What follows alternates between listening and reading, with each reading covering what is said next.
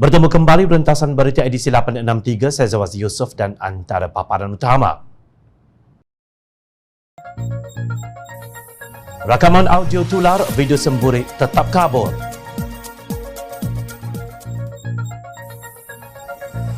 Terima notis bankrupt, Najib rasakan umpama garam disimbah ke luka. Syukur gaji menteri masih tinggi.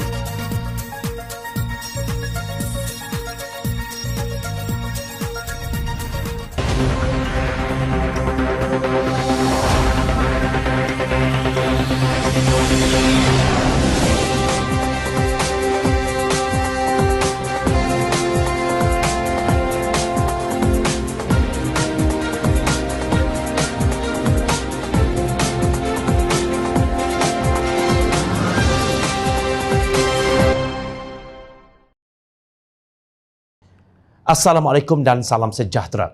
Gempar dunia politik Malaysia apabila sekarang ini dalang di sebalik scheme of thing sudah kembali menjalankan kerja kotor mereka tanpa menuding jari kepada sesiapa. Rasanya kita sebagai rakyat sudah mula rasa dan menghidu kejijikan beberapa figura politik yang tamak kuasa dan kedudukan.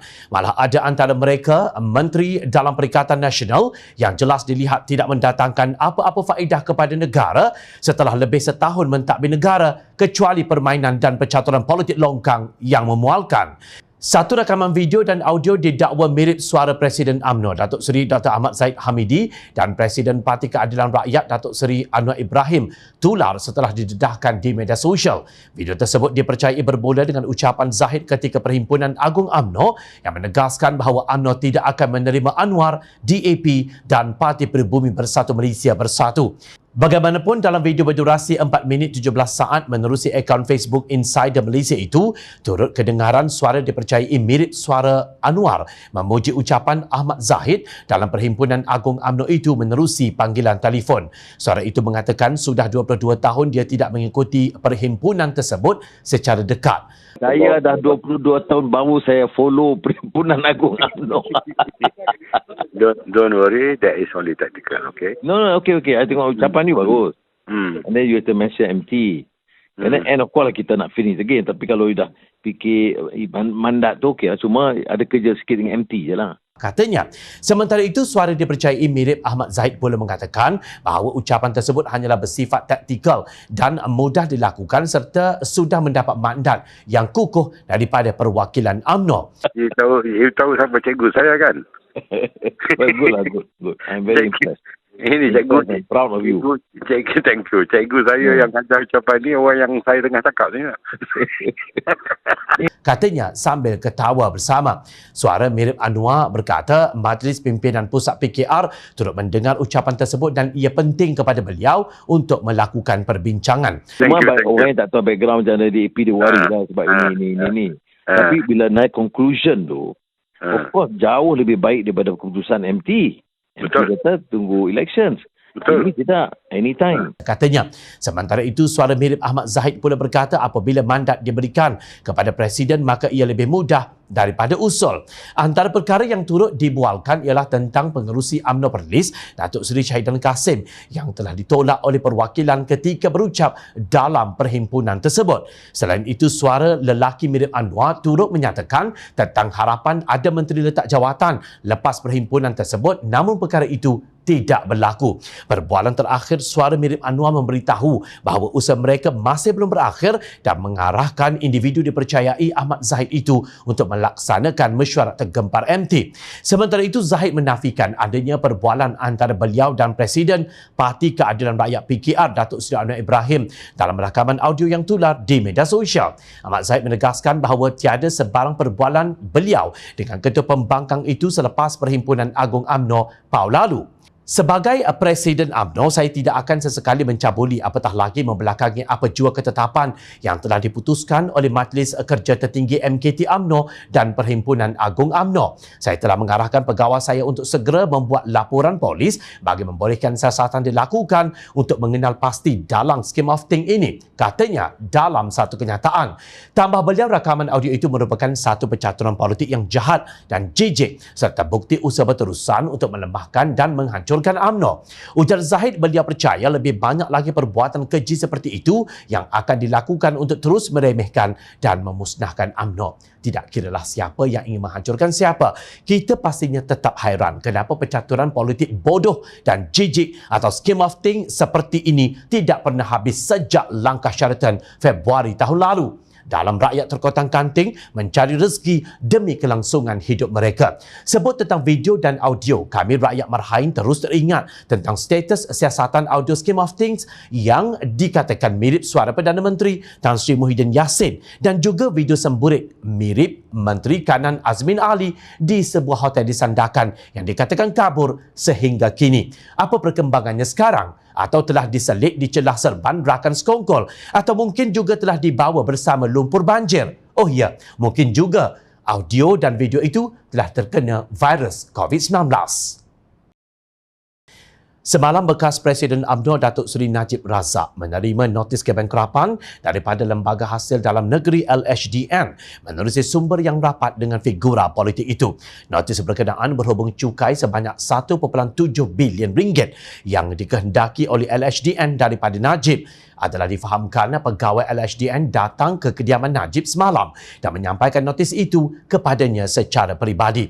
Untuk rekod, pada Jun 2019, kerajaan melalui LHDN memfailkan tuntutan saman terhadap Najib bagi menuntut lebih 1.69 bilion ringgit daripada bekas Perdana Menteri itu dengan kadar faedah 5% tahunan bermula dari tarikh penghakiman serta kos dan relief lain yang dianggap wajar oleh pihak mahkamah.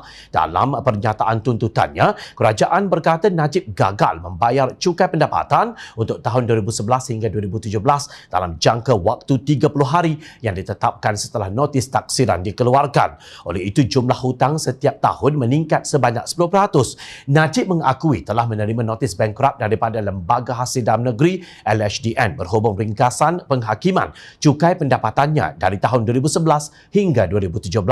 Ahli Parlimen pekan itu mendakwa ia satu lagi tindakan pihak tertentu untuk memalukan beliau. Apalagi notis itu diberikan pada hari pertama prosiding rayuannya semalam. Dakwa Najib lagi beliau berpegang kepada pendirian bahawa tuntutan cukai sekitar 1.7 bilion ringgit pada zaman Kerajaan Pakatan Harapan PH tidak mempunyai merit biarpun ia diteruskan pada zaman Kerajaan Perikatan Nasional PN sekarang ini. Jumlah 2.6 bilion yang sangat popular sebenarnya 2 bilion sahaja sudah dipulangkan 4 bulan kemudian. Biarpun sebagai Perdana Menteri saya sentiasa membayar cukai pendapatan tanpa gagal, tetapi cukai zalim yang berjumlah 1.74 bilion ringgit naik lagi dengan penalti 46 juta ringgit sejak tahun lalu. Ini adalah pentaksiran tambahan dan penalti yang tidak munasabah dakwanya lagi. Mengulas lanjut, bekas Perdana Menteri itu berkata LHDN sendiri membuat kenyataan bahawa sebarang derma politik tidak perlu dikenakan cukai. Dari zaman PH sehinggalah zaman PN, tiada seorang pun yang berani menjawab kenapa wang yang dipulangkan kepada penghantar selepas 4 bulan dikira sebagai pendapatan peribadi dan dicukai serta dikenakan penalti 40% plus 10% dan plus lagi 5%. Bagaimanapun, undang-undang percukaian di negara ini terdedah kepada penyalahgunaan di mana prinsipnya adalah seseorang itu perlu langsaikan penalti dahulu sebelum merayu dengan Suruhanjaya Khas Cukai Pendapatan, katanya lagi. Namun Najib berkata beliau akan terus melawan setiap percubaan untuk membuli atau menakut-nakutkan dirinya dan akan terus berusaha mendapatkan keadilan yang sewajarnya. Najib Razak mendakwa notis bankrupt yang diserahkan kepadanya semalam bertujuan menyingkirkan beliau daripada arena politik dan ia ada kaitan dengan keputusan UMNO tidak bekerjasama dengan PPBM pada pilihan raya umum ke-15. Bekas Menteri Keuangan itu juga berkata notis bankrupt itu menyebabkan beliau hilang kelayakan sebagai ahli Parlimen pekan dan membuka laluan kepada pilihan raya kecil. Saya tidak lagi layak untuk bertanding dalam pemilihan parti dan pilihan raya, tulisnya dalam catatan panjang lebar di Facebook. Namun, Najib berkata beliau juga akan kehilangan semua wang simpanannya yang digunakan untuk menyara hidup dan membayar peguamnya. Katanya notis itu juga bermaksud semua barangan dan wangnya untuk perbicaraan rasuahnya tidak akan dikembalikan kepadanya. Selain keputusan UMNO tidak bekerjasama dengan PBBM yang dibuat dalam Perhimpunan Agung hujung minggu lalu, beliau juga yakin notis bankrupt itu ada kaitan dengan tinjauan sebuah akhbar tempatan baru-baru ini yang mendedahkan beliau ialah calon pilihan untuk jawatan Perdana Menteri. Pun begitu katanya, beliau tidak akan tunduk kepada mereka yang menyalahgunakan kuasa untuk menzaliminya. Adakah ini satu kewajipan yang wajib dilunaskan oleh seorang rakyat Malaysia, atau Najib merasakan ianya satu penganiayaan dan kezaliman terhadap dirinya? Atau mungkin juga ia merupakan satu konspirasi untuk menendangnya keluar dari dunia politik Malaysia? Atau ada makhluk lain yang rasa tercabar apabila beliau dikatakan masih boleh memegang jawatan Perdana Menteri untuk kali kedua, malah paling layak? Nampaknya luka ketidakadilan yang didakwa Najib telah disimbah garam yang menyebabkannya meraung kepedihan. Namun perlu diingat bahawa tidak mustahil notis Muflis Najib ini merupakan satu amaran keras kepada semua Panglima Perang UMNO dalam Perikatan Nasional. Toe the line. Syukur Alhamdulillah, dalam keadaan ekonomi negara yang sangat memerikan, para pelabur lari ke negara jiran, kilang ditutup, rakyat hilang pekerjaan dan pengangguran semakin meningkat. Nampaknya gaji para menteri di Malaysia masih kekal tinggi. Setahun mentadbir negara selepas langkah Sheraton, hanya beberapa menteri yang dilihat buat kerja. Yang lain entah bersembunyi di gua mana. Rakyat tidak tahu di mana mereka, malah tidak kenal. Belum lagi kita berbicara tentang duta khas bertaraf menteri yang makan gaji buta tanpa membawa apa-apa pulangan yang menguntungkan negara, kecuali menebalkan poket mereka dengan duit rakyat. Satu sen pun tidak berguna. Menyakitkan. Namun itulah yang harus kita telan sebagai rakyat yang ditakbir oleh Kabinet XXXL Tan Sri Muhyiddin Yassin. Menteri di Jabatan Perdana Menteri Ekonomi Mustafa Mohamed dalam satu kenyataan Isnin lalu berkata, golongan graduan perlu bersyukur sekiranya mendapat peluang pekerjaan walaupun bergaji RM1,200 sebulan. Menurutnya, pasaran dan permintaan tenaga buruh lemah kerana ekonomi menguncup sebanyak 5.6%. Pasaran tenaga buruh, permintaan buruh dan permintaan tenaga kerja lemah kerana ekonomi kita menguncup 5.6%.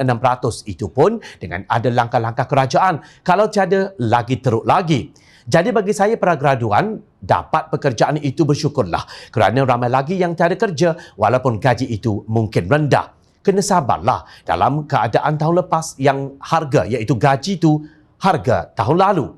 Sementara itu, kelembapan ekonomi semasa antara faktor tawaran gaji rendah iaitu dalam lingkungan 1,000 hingga 1,500 diberikan kepada graduan lepasan Institusi Pengajian Tinggi IPT, kata Menteri Sumber Manusia M. Saravanan.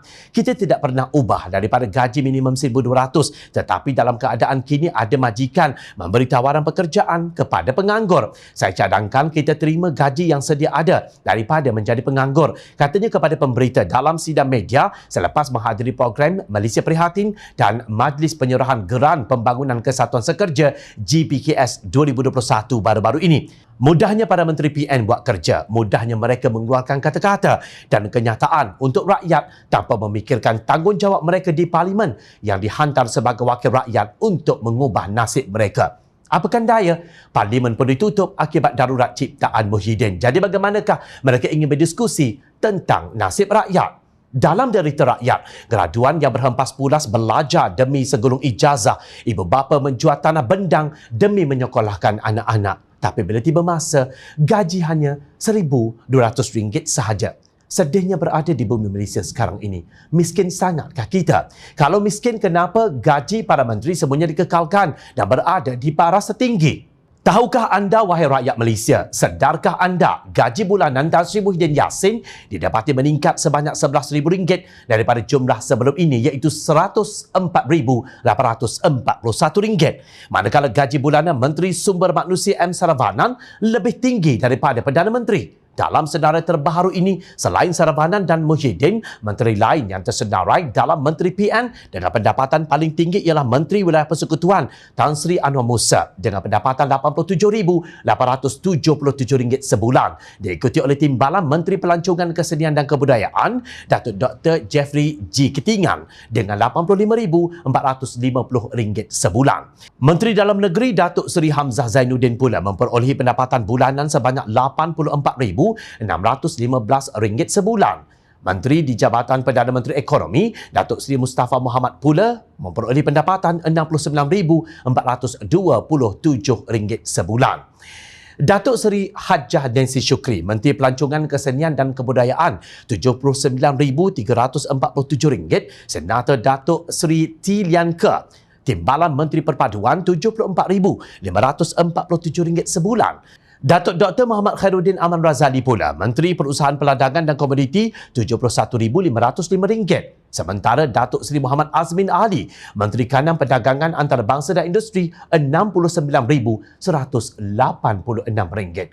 Oleh yang demikian, kenyataan Saravanan bahawa adalah lebih baik ada pekerjaan dengan gaji yang rendah daripada tiada kerja sebagai respon kepada pengangguran yang banyak berlaku susulan daripada pandemik COVID-19 amat menyakitkan dan sukar diterima rakyat. Paling menyakitkan apabila kita mengetahui bahawa gaji Duta Khas Perdana Menteri ke Timur Tengah Datuk Seri Hadi Awang berjumlah RM85,227 sebulan tanpa berbuat apa-apa. Kepada para Menteri Perikatan Nasional, jangan hanya tahu menuntut rakyat bersabar dan bersyukur, sedangkan anda hidup dalam kemewahan, tidur bertilam emas, kelambu bertatah belian, namun hasilnya daripada duit rakyat yang dijarah kalian. Ingat, rakyat sentiasa memerhati.